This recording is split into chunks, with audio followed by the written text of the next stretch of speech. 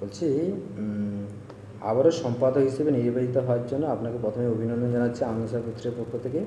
এই যে পুনর্নির্বাচিত হওয়া, এটাকে আপনি কীভাবে দেখছেন? ভারতের কমিউনিস্ট পার্টি রাস্তায় নেমে মানুষের স্বার্থে লড়াই করে। এই লড়াই শক্তিশালী করার জন্য পুনরায় আবার আমাকে পূর্ব মেদিনীপুর জেলায় আমাদের পার্টি কমরেডরা জেলা সম্পাদক হিসাবে নির্বাচিত করেছে। আমি এই নির্বাচিত হওয়ার জন্য জেলার কমরেডরা যে দায়িত্ব দিয়েছে তাদেরকে অভিনন্দন জানাচ্ছি এবং আগামী দিনে চলার পথে তাদেরকে সঙ্গে নিয়ে মানুষের যে অধিকার, সেই অধিকারের লড়াই আরও শক্তিশালী করার চেষ্টা করব। আপনি তো প্রথম দায়িত্ব যখন পেয়েছিলেন, সেই দায়িত্বকালে কী কী মূল কাজ সম্পন্ন করেছেন বলে আপনি মনে করেন দলের জন্য? কমিউনিস্ট পার্টি দলের জন্য যে কাজ সম্পন্ন করবে সেটা সর্বশেষ হচ্ছে সামাজিক পরিবর্তন। সেই সামাজিক পরিবর্তনের লক্ষ্যে আমাদের এগিয়ে যাওয়া, আর সেই লক্ষ্যে পৌঁছাতে হলে গরিব খেটে খাওয়া মানুষের যে লড়াই, সেই লড়াইকে আরও বেশি বেশি করে শক্তিশালী করা। কোনো কাজ সম্পন্ন এখনও হয়নি, সম্পন্ন করার যে প্রক্রিয়া, সেই প্রক্রিয়াকে এগিয়ে নিয়ে যাওয়ার চেষ্টা করা হয়েছে। এই 3 বছর ধরে আমি চেষ্টা করেছি আমাদের পার্টির গরিব মানুষ, খেটে খাওয়া মানুষ, কৃষক, ক্ষেতমজুরকে সংগঠিত করে, বিশেষ করে সাম্প্রদায়িক যে বাতাবরণ তৈরি করেছে বিজেপি এবং তৃণমূল কংগ্রেস, তার বিরুদ্ধে দাঁড়িয়ে পূর্ব মেদিনীপুর জেলায় কমিউনিস্ট পার্টিকে ঐক্যবদ্ধভাবে মানুষের লড়াইয়ে এগিয়ে নিয়ে যাওয়ার চেষ্টা করা হয়েছে। পুনরায় নির্বাচিত হওয়ার পেছনে দলের সদস্যদের মেম্বার যারা রয়েছে তাদের আস্থা ও সমর্থনের কী কারণ থাকতে বলে আপনি মনে করেন? কমিউনিস্ট পার্টির সদস্যরা তারা মনে করেছেন যে বর্তমান সময়ে আমাদের জেলাতে নেতৃত্ব দেওয়ার ক্ষেত্রে আমার যে ভূমিকা, সেই ভূমিকা নিশ্চয়ই তাদের কাছে গ্রহণযোগ্যতা লাভ করেছে, যার ফলে আবার আমাকে যে সম্পাদক করে সেই গ্রহণযোগ্যতাটাকে প্রমাণ হিসাবে এখানে স্থাপন করেছে। বর্তমান সময়ে বাম রাজনীতির অবস্থান নিয়ে পূর্ব মেদিনীপুর জেলার ক্ষেত্রে আপনি কি ভাবছেন? পূর্ব মেদিনীপুর জেলাতে বাম রাজনীতির আলাদা করে কোনো কিছু ঘটনা ঘটতে পারে না। এটা হচ্ছে সারা ভারতবর্ষের প্রেক্ষিতে, রাজ্যের প্রেক্ষিতে আমাদের জেলাতে বাম রাজনীতি এগোবে বা পিছবে। আমাদের পূর্ব মেদিনীপুর জেলা কৃষক প্রধান জেলা। চিরকালই এই জেলা কিন্তু দক্ষিণপন্থীদের এগিয়ে রাখে। এখানে কৃষক আন্দোলন, মহাজনদের বিরুদ্ধে লড়াই, যোদ্ধাদের বিরুদ্ধে লড়াই, তেভাগা আন্দোলনের মধ্য দিয়ে কমিউনিস্ট পার্টি তৈরি হয়েছে এবং এই কমিউনিস্ট পার্টি তৈরি করার ক্ষেত্রে কমরেড ভূপাল পান্ডা, কমরেড কানাই ভৌমিক, বিশ্বনাথ মুখার্জি, গীতা মুখার্জি, পতিত জানা আমাদের জেলায় এদের অবদান অবশ্যনীয় এবং আগামী দিনেও এই জেলাতে বিশাল সম্ভাবনা রয়েছে এই তৃণমূল কংগ্রেসের যোদ্ধাদের সমর্থনে কাজ করা, গরিব মানুষের বিরুদ্ধে কাজ করা। এই জন্য আমাদের জেলাতে আগামী দিনে সম্ভাবনা রয়েছে কমিউনিস্ট পার্টির এবং এটা ঐক্যবদ্ধভাবে লড়াইয়ের মধ্যে দিয়ে যদি আমরা এগোতে পারি তাহলে পূর্ব মেদিনীপুর জেলার হিত গৌরব আমরা ফিরিয়ে আনতে পারব। পূর্ব মেদিনীপুর জেলায় সিপিআইয়ের সংগঠন বর্তমান রাজনৈতিক প্রেক্ষাপটে কেমন অবস্থায় রয়েছে এবং এই রাজনৈতিক দলকে আরও উন্নত এবং মজবুত করতে জেলা সম্পাদক হিসেবে আপনি কী কী পদক্ষেপ নেবেন আগামী দিনে? এই সরকার প্রতিষ্ঠা হওয়ার পর ভয়, ভীতি, প্রলোভন দেখিয়ে বামপন্থীদের দুর্বল করার চেষ্টা হয়েছে। পরবর্তী সময়ে বামপন্থীদের মধ্য থেকে যারা এই ভয় ভীতির ভয়ে তারা বসেছিল, তাদের মধ্যে আগে রাম পরে বাম এইরকম একটা ধারণা সৃষ্টি হয়েছিল। সেই ধারণাটা কাটছে, আস্তে আস্তে করে কাটছে এবং তারা বুঝতে পারছে যে বিজেপি শক্তিশালী হবে না, আগামী দিনে বিজেপি আরও বেশি ক্ষয়িষ্ণু হবে। আর তৃণমূল কংগ্রেসের দুর্নীতির বিরুদ্ধে বিজেপি লড়তে পারে না, কারণ এরা দুজনে পরস্পরের পরিপূরক।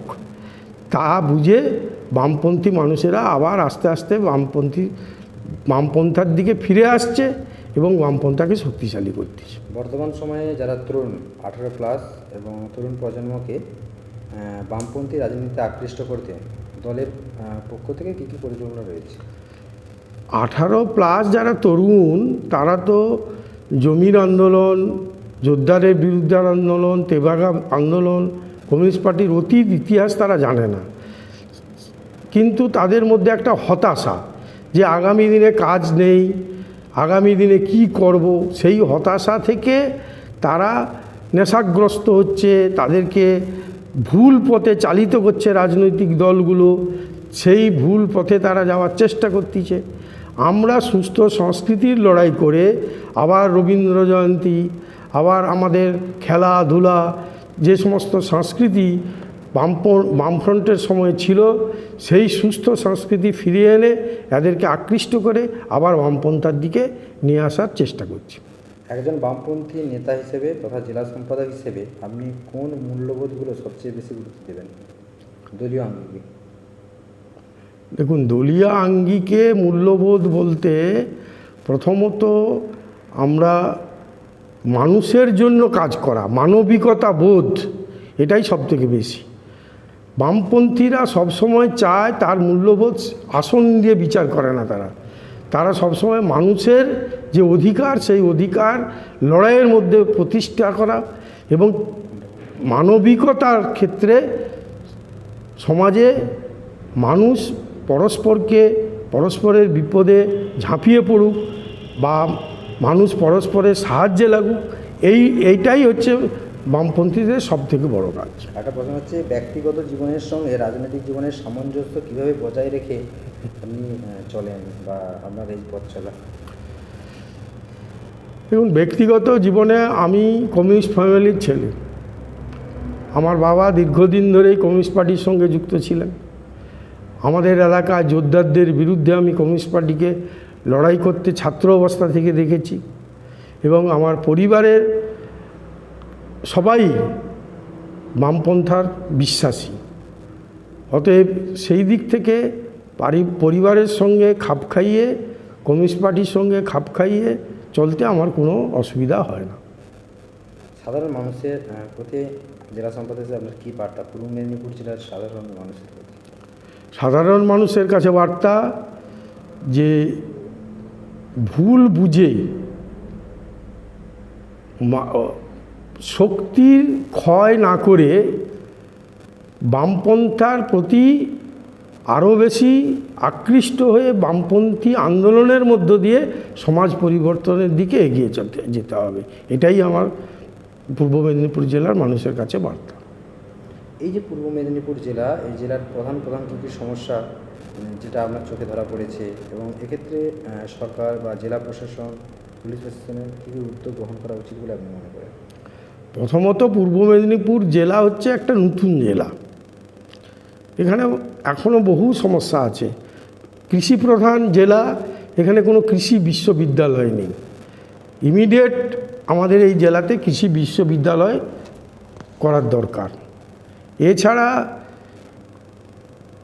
এই যে জল নিকাশির ব্যবস্থা, এখানে একটা আমাদের জেলাতে বিশেষ করে পাঁশকুড়া, পটাশপুরের একটা অংশ, মুগবেড়িয়া, ভগবানপুরের একটা অংশ প্রতি বছর বন্যায় আক্রান্ত হয় এবং জল নিকাশির ব্যবস্থা না থাকার ফলে দীর্ঘদিন ধরে জল জমে থাকে। এই সমস্ত ছোট ছোট খাল, নালা, এগুলো সংস্কার দ্রুততার সঙ্গে করতে হবে। এটা আমাদের আমরা মনে করি এটা একটা বিশাল সমস্যা হয়ে আছে। এছাড়াও এখনও পর্যন্ত আমাদের জেলাতে গরিব মানুষের সংখ্যাটা অনেক বেশি। বিশেষ করে এই সমুদ্র উপকূলবর্তী যে সমস্ত মৎস্যজীবীরা আছে, তাদের একটা অংশ এই গরিব এর মধ্যে পড়ে। এছাড়াও আমাদের যারা ক্ষেত মজুর ক্ষেত মজুরের অংশ বিশেষ, তাদের মধ্যেও অনেক গরিব মানুষ আছে, তাদের নিয়ে আমাদের কাজ করা উচিত বলে মনে হয়। এই জেলায় রাজ্যের শাসক দল তথা তৃণমূল কংগ্রেস এবং বিরোধী দল বিজেপি সহ অন্যান্য রাজনৈতিক দলকে, বামপন্থী বাদ দিয়ে অন্যান্য রাজনৈতিক দলকে আপনি জেলা সম্পাদক হিসেবে কীভাবে দেখছেন বা তাদের কার্যক্রম আপনার নজরে কীভাবে লাগছে? এখানে শাসক দল তৃণমূল কংগ্রেস, বিরোধী দল বিজেপি। মানুষের উন্নয়নের কথা তাদের মাথায় নেই, শুধু ধর্ম খেলা। একদিকে জগন্নাথ মন্দির, তৃণমূল কংগ্রেসের নেতা মমতা ব্যানার্জি কয়েক হাজার কোটি টাকা দিয়ে জগন্নাথ মন্দির তৈরি করলো, অন্যদিকে নন্দীগ্রামে রাম মন্দির তৈরি হবে শুভেন্দুবাবু পরিকল্পনা নিয়েছে। আর আমার জেলায় বেকার যুবকরা কাজ পাচ্ছে না, তারা পরিযায়ী শ্রমিক হয়ে তাদেরকে জেলা ছেড়ে নয়, শুধু রাজ্য ছেড়ে দেশ ছেড়ে চলে যেতে হচ্ছে।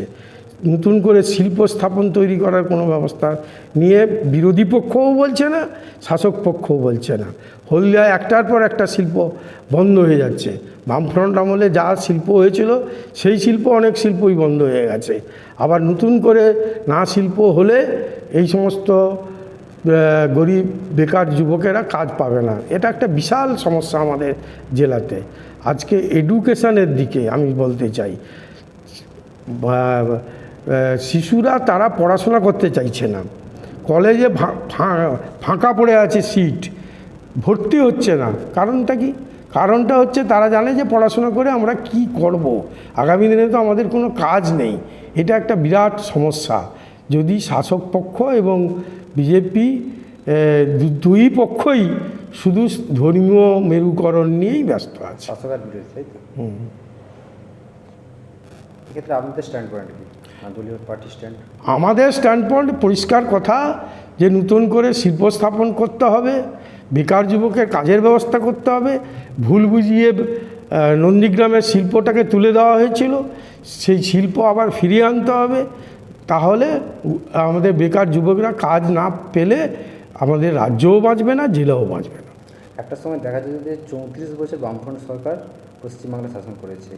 এখন শাসক দলে রয়েছে তৃণমূল কংগ্রেস, বিরোধী দল বিজেপি। আপনারা আবার সক্রিয়ভাবে রাজনীতিতে মানুষের কাছে গ্রহণযোগ্যতা বাড়াতে কী কী পদক্ষেপ নেবেন? দেখুন, আস্থা পুনরুদ্ধার করতে বামপন্থীদের একটাই আস্থা, যে রাস্তার লড়াইকে শক্তিশালী করা। আমরা রাস্তায় আছি মানুষের সমস্যা নিয়ে, বুথ ভিত্তিক যে সমস্যা চিহ্নিতকরণ করে মানুষকে নিয়ে লড়াই করে তাদের সমস্যার সমাধান করা, এটাই আমাদের কাজ। বিভিন্ন সময় বিভিন্ন বামপন্থী নেতা থেকে শুরু করে সাধারণ যারা বামপন্থী সমর্থক, তারা বলে যে বামপন্থীরা বিভিন্ন রকম আন্দোলন করছে, সংগ্রাম করছে, সংবাদ মাধ্যমে শিরোনামে উঠে আসছে না। এইসব নিয়ে আমি কী বলবো?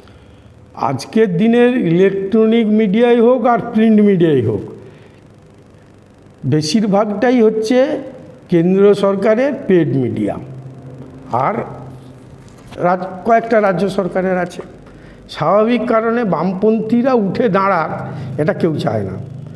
সারা বিশ্ব হচ্ছে পুঁজিবাদী ব্যবস্থার মধ্যে চলার জন্য মার্কিন সাম্রাজ্যবাদ চেষ্টা করে যাচ্ছে, আর পশ্চিমবাংলায় বামপন্থীরা শক্তিশালী হবে এটা কেউ মেনে নেবে? তাই ভারতবর্ষের পুঁজিপতিরা, দেশের বাইরের পুঁজিপতিরা সকলে মিলে বামপন্থাকে দুর্বল করার চেষ্টা করতেছে। তার উপরে দাঁড়িয়ে থেকে বামপন্থীরা মাথা তুলে বিভিন্ন মহাদেশে তারা লড়াই করছে, আমাদের রাজ্যেও লড়াই করছে এবং ভারতবর্ষেও লড়াই চলছে। আগামী দিনে পট পরিবর্তন ঘটবেই। 2026 সালের বিধানসভা নির্বাচনকে পাখির করে আপনারা কী কী কার্যক্রম এখন থেকে শুরু করেছেন? 2026-এর নির্বাচনকে কেন্দ্র করে আমরা বুথগুলোকে আগে তৈরি করার চেষ্টা করছি, এবং এদের যে এই বিজেপি তৃণমূলের যে বাইনারি, পরস্পরের পরিপূরক, মানুষ পার্ক স্ট্রিট থেকে আরম্ভ করে জয়নগর, বগটুই কোথাও বিচার পায়নি, সারদা নারদার বিচার পায়নি। এইটা মানুষের কাছে আমরা তুলে ধরার চেষ্টা করছি, এবং বামফ্রন্ট আমলের উন্নয়ন আর তৃণমূল কংগ্রেস শাসনের কী উন্নয়ন সেইটা বিভেদ করে মানুষের কাছে তুলে দিচ্ছি।